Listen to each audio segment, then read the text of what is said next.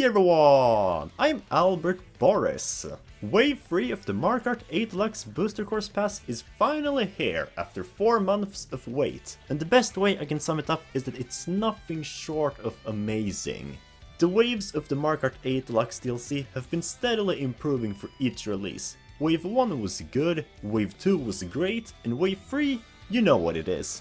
All the trailers were pointing towards an amazing experience, but little did we know that they actually kept a few things hidden from us. So Wave 3 wasn't just great, it absolutely exceeded our expectations. Expectations that we didn't even know could be passed. So I thought, why not rank every single track from Wave 3 now? I had so much fun with it that I simply have to let it out here. I ranked Wave 2 already, now it's 3. So with all that being said, let's get started. We'll start this ranking off with the worst track, or should I say, the weakest. Wave 3 is easily the best wave of the bunch so far, and the best way to tell that is the fact that none of the tracks are bad, not even mediocre. In fact, Wave 3's weakest track happens to be GBA Boo Lake. I really enjoy this course, but there had to be a course that was last, and that, quite expectedly, ended up being this one. Boo Lake hails from Mario Kart Super Circuit, the most underrated Mario Kart game. And remakes from this game always end up being some of the most interesting ones, because the developers seamlessly find a way to take relatively flat and forgettable tracks and make something completely new out of them. And Boo Lake is no different. The original version of this track was pretty forgettable, and the name didn't live up to the track itself. Well, this remake not only adds an underwater section to make up for that lake, but it also changes its elevation and makes it an anti-gravity, while keeping the layout accurate to the original version. And I mean, just look at those visuals. The water looks super realistic, and they even kept the haunted house in the skybox. GBA Boo Lake is a perfect example of how to make a GBA retro track right, like Snowland in Wave 2. And unlike with Twisted Mansion, the underwater section doesn't feel out of place, since it's a lake by a forest now, and not just some random room filled with water. Unfortunately, there's only so much you can do with a rather unremarkable course. As much as it's a glow-up, it is of a track that was never that interesting to begin with. It's pretty short compared to the other tracks in Wave 3, so it doesn't leave as much of an impression. And I've always personally found the boardwalk aesthetic to be kind of boring, and there are some changes I'm less favorable of, like changing the 2 big jumps to 2 small ones. But I digress. GBA Boo Lake is overall a good track, but definitely the weakest of Wave 3. Next up in 7th place, we have 3DS Alpine Pass. Now this is a track I was relatively conflicted on before getting to play it. The best way I can put it is that it's the Shroom Ridge and Mushroom Gorge of Wave 3. And by that, I mean it's one of my favorite tracks of all time, but for this DLC, it ended up with one of the worst art styles. Gone is the lush forest and realistic rock textures, in favor of clay grass and a complete color change for the cliffs. But actually, I don't mind it that much.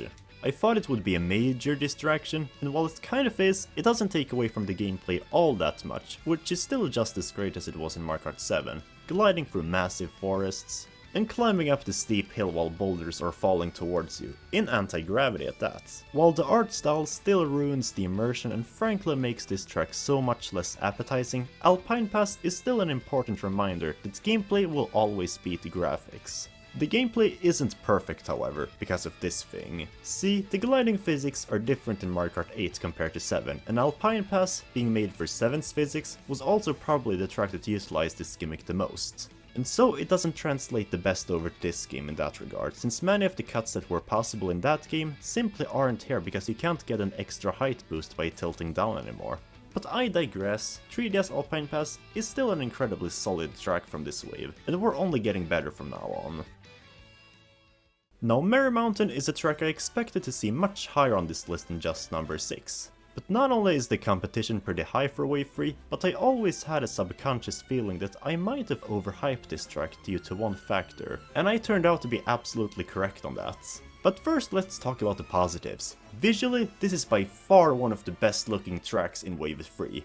I don't even need to explain, just look at this lighting. It perfectly complements the atmosphere, which I think is one of the most beautiful of all Mario Kart 8 tracks. Merry Mountain is different from other tracks in that it's directly based around a holiday, Christmas or Yule in particular, and this track screams that. From the snow, to the holly music, to the sleigh, everything. It's one of the most magical courses I've ever played, especially with that beautiful sunset. Like, my goodness, this is gorgeous on a completely other level. And even the level design itself is intricate enough. You've got a few split paths in the first half, and in the second half, you're racing up a summit in anti-gravity with half pipes.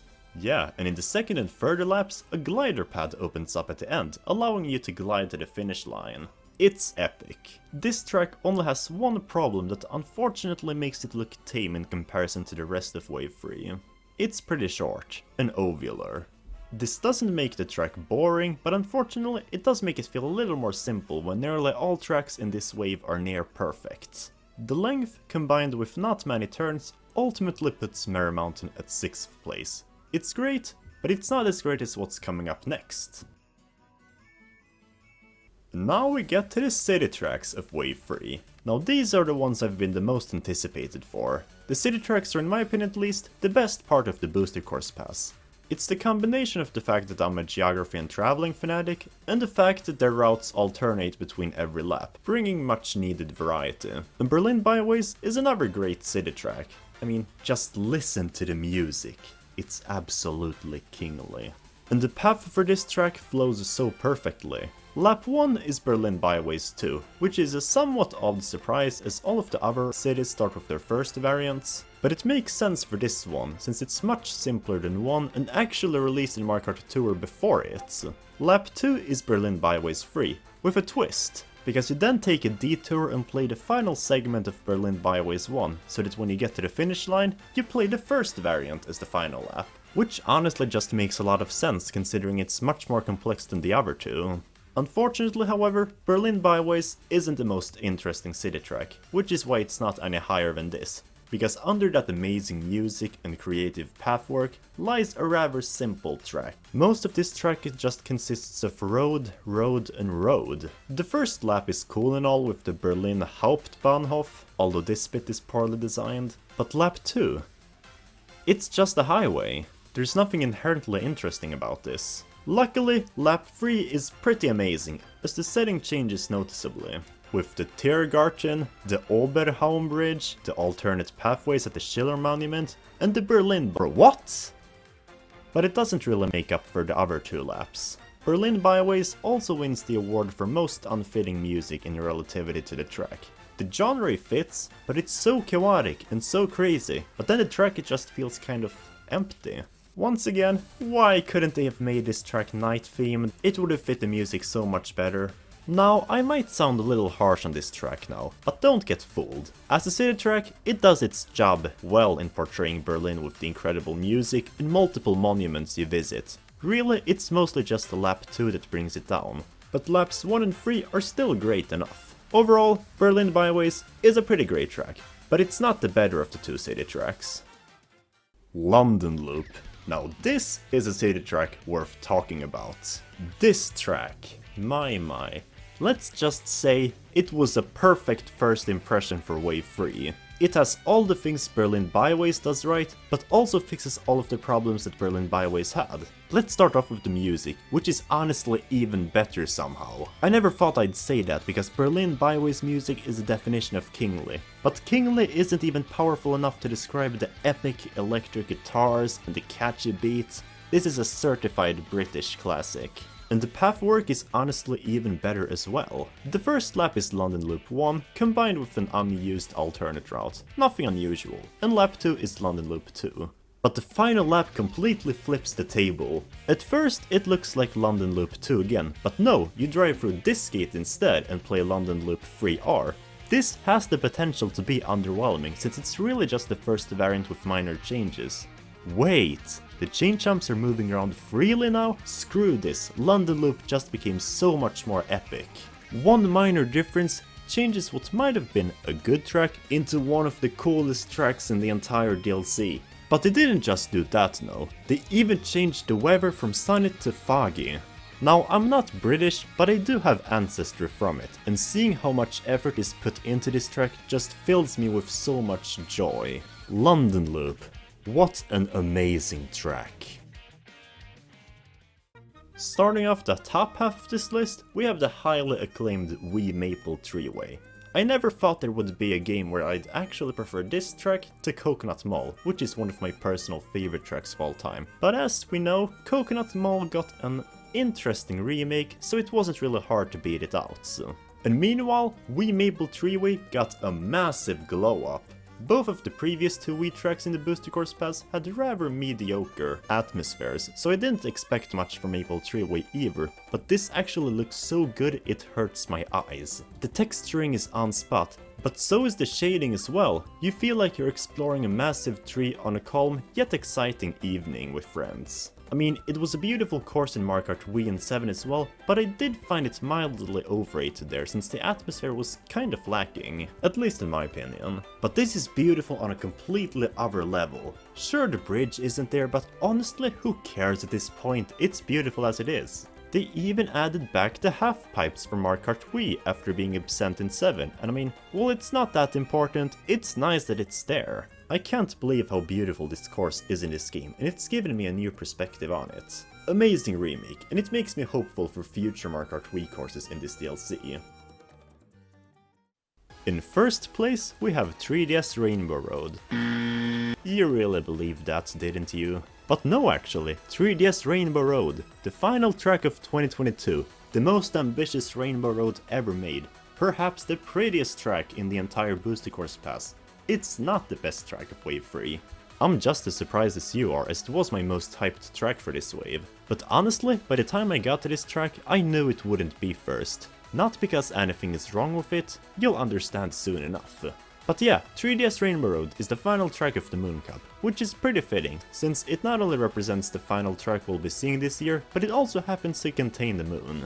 By far, this is one of the most ambitious Rainbow Roads ever made, and it's easy to see how when you actually play it. No other Rainbow Road is divided up into 3 sections, as you're passing by the planets of our solar system and driving on the moon. It's amazing.